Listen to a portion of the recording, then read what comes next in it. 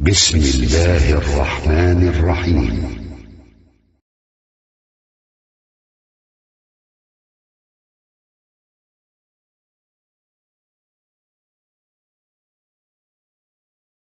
The point, what is important, well, all of this is important, but when going back to the verse, the benefit that's derived from the first part of the verse is that whatsoever is created in this dunya,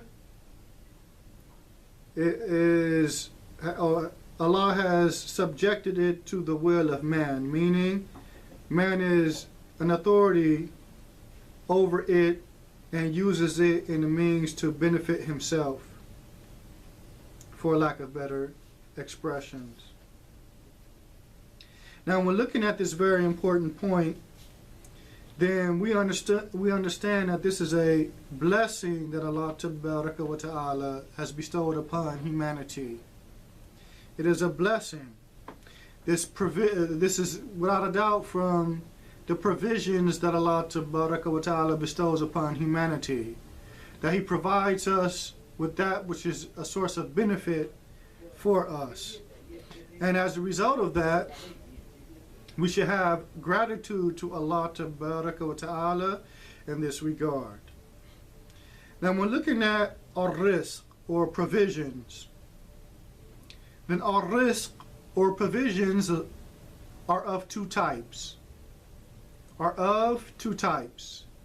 rizq al-am, the widespread generalized provisions. That encompass Muslims, believers, and non-believers. Believers and non-believers, meaning Allah provides for everyone. He sends provisions upon everyone in the creation, regardless if one is Muslim or non-Muslim. In Surah Ibrahim, verses 32 through 34, Allah Tabaraka wa Ta'ala mentions or highlights this point. Allah, He says, Allahu alladhi khalaqa as-samawati wal arda wa anzala min as-sama'i ma'an فأخرج به من الثمرات رزقا لكم وسخر لكم الفلك لتجري في البحر بأمره وسخر لكم الأنهار. Allah, He states, Allah is He who has created the heavens and the earth and sends down water, yani rain, from the sky, and thereby, and I'm going to translate that differently, and as a result of it has brought forth fruits as what? As provisions for you. And He has made the ships to be of service to you, that they may sail through the sea by His command. And He has made rivers to be of service to you. And these verses are as it relates to believers and non-believers. He continues, وَسَخَّرَ لَكُمُ الشَّمْسَ وَالْقَمَرَ دَائِبَيْنِ وَسَخَّرَ لَكُمُ اللَّيْلَ وَالنَّهَارَ وَآتَاكُم مِّن كُلِّ مَا سَأَلْتُمُوهُ وَإِن تَعُدُّوا نِعْمَةَ اللَّهِ لَا تُحْصُوهَا إِنَّ الْإِنسَانَ لَظَلُومٌ كَفَّارٌ. He continues, and He has made the sun and the moon both constantly pursuing their courses to be of service to you. And He has made the night and the day to be of service to you. And these last two verses previously quoted is giving us some detail as it relates to how everything in the heavens and the earth were created for humanity. And this is considered from the rizq of Allah, the provisions that He bestows upon us, the bounties that He bestows upon us, the favors that He bestows upon humanity. So He continues in verse 34, and He gave you all of that.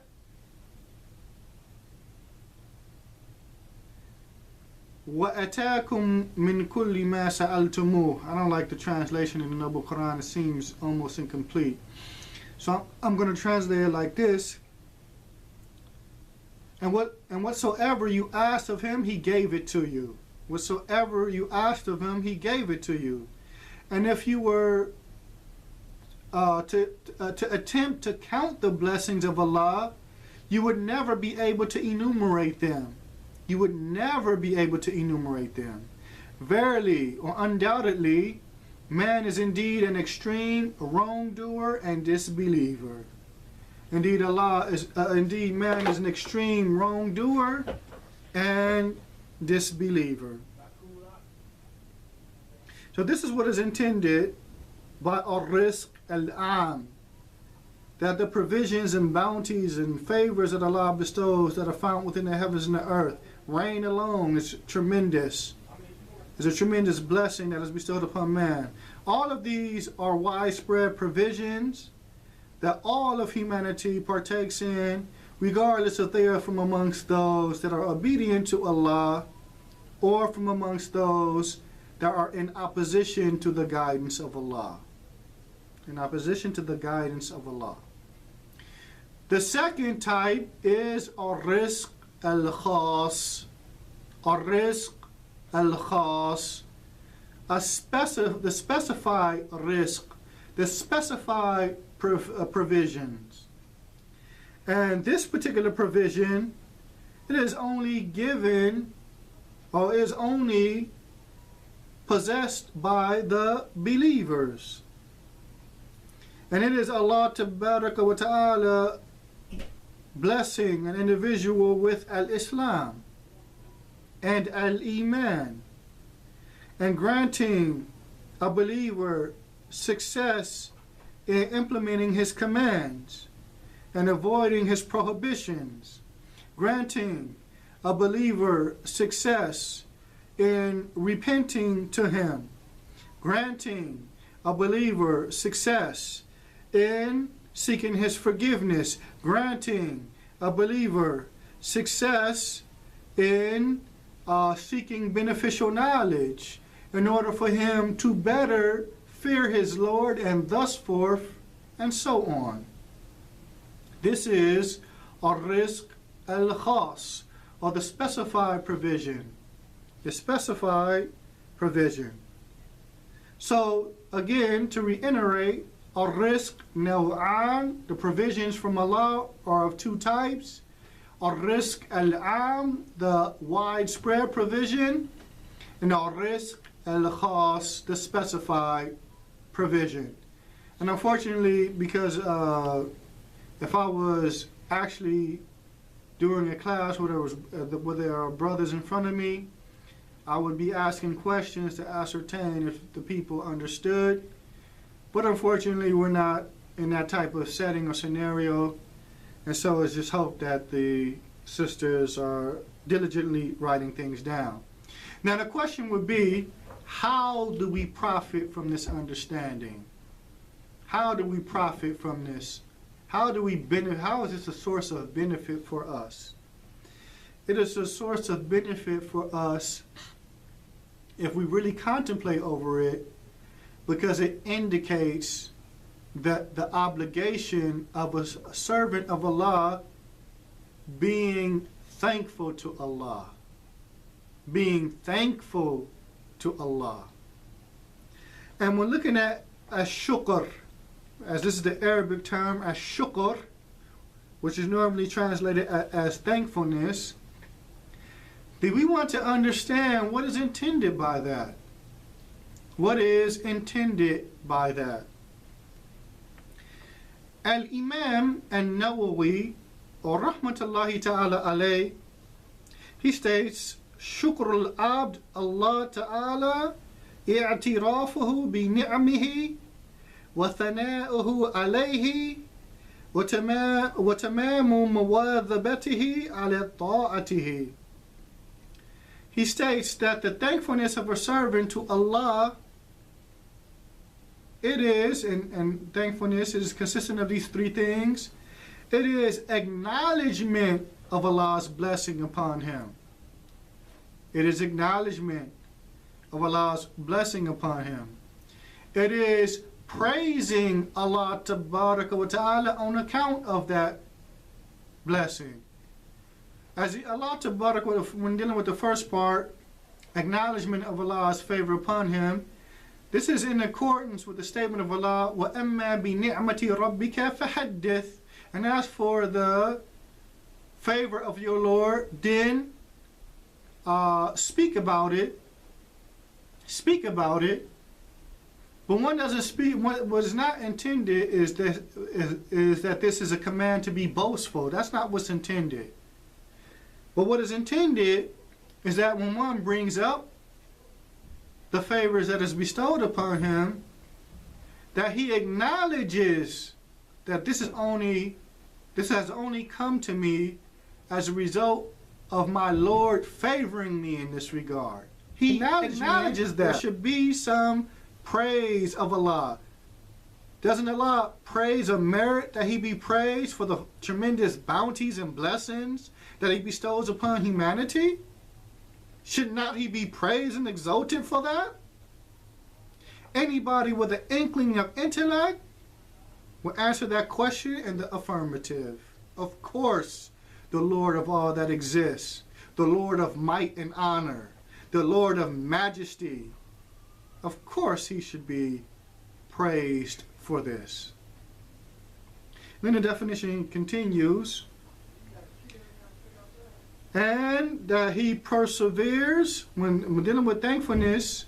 The one acknowledges the blessing of Allah upon him, praises Allah for it, and he perseveres in being obedient to Allah. He perseveres in being obedient to Allah as a result of these blessings that Allah bestows upon him. And this is thankfulness to Allah. This is thankfulness. Acknowledgement of the blessing, one. Praising Allah Ta'ala as a result of the blessing, two. And three, perseverance as it relates to the obedience of Allah. Three, being the third thing. This is what constitutes thankfulness to Allah for the bounties that he bestows upon an individual. And this is extracted from the text of the Kitab and Sunnah. We have the Hadith of Suhaib, and it is found in the Sunnah, the Sahih of Imam Muslim, where, what time is it? I started back at 2:40. Okay, my time is almost up. The Prophet ﷺ, he stated, "Ajaban li amr al-mu'min inna amrahu kullahu khair, wa laysa dhalika li ahadin illa li mu'min." He stated, how amazing is the affair of the believer. As his affair, all of it is good. And this is not the case with anyone except the believer. And then he goes on to say, إِذَا أَصَابَتْهُ سَرَّا شَكَرَ فَكَانَ خَيْرًا لَهُ. If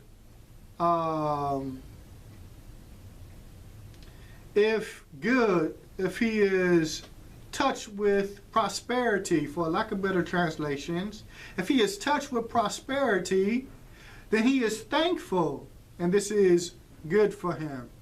وَإِذَا أَصَابَتْهُ ضَرَّا صَبَرَ فَكَانَ خَيْرًا لَهُ. And if he is stricken with adversity, then he is patient, and this is good for him.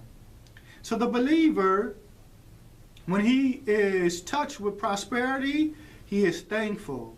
He acknowledges the blessing, that the blessing is from Allah. He praises Allah Tabaraka wa Ta'ala on account of it, and he perseveres in being obedient to Allah. But if he is stricken with an adversity or some calamity, then he is patient, meaning he confines himself to the obedience of Allah. He confines himself from disobedience to Allah, and he confines himself as it relates to the decree of Allah that is considered painful. It is considered painful. This is how our Messenger sallallahu alaihi wasallam was. He was an example for us in this regard. We find this in the hadith, or this example, or an indication of this in the hadith of Al-Mughira ibn Shu'bah, and this is likewise collected by Imam Muslim in his Sahih, where the narrator, he states, أن النبي صلى الله عليه وسلم صلى حتى انخفتت قدماه. He stated that the Prophet sallallahu alaihi wasallam, he would pray until his feet became swollen. And what is intended by he would pray until his feet became swollen, meaning he would stand up and pray at night until his feet became swollen.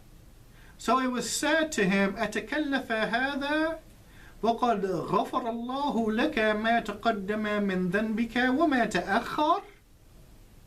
He stated, it was said to the Prophet that, is this not burdensome? Is this action that you're doing to Allah not burdensome? While Allah has forgiven you for your past and future sins. You're already forgiven. Isn't what you're doing, standing up in long durations of the night until your feet swollen, is this not burdensome? When you've already been forgiven of your past and future sins, sins you haven't even done yet, you're forgiven. The Prophet ﷺ, he stated, أَفَلَا أَكُنْ عَبْدًا شَكُورًا? Shall I not be a thankful servant? Shall I not be a thankful servant? So this shows that from thankfulness is having perseverance as it relates to the obedience of Allah. As it relates to the obedience of Allah. So this is as it relates to the first portion of that verse. وَالْخَيْلَ وَالْبِغَالَ وَالْحَمِيرَ. And he created horses, mules, and donkeys.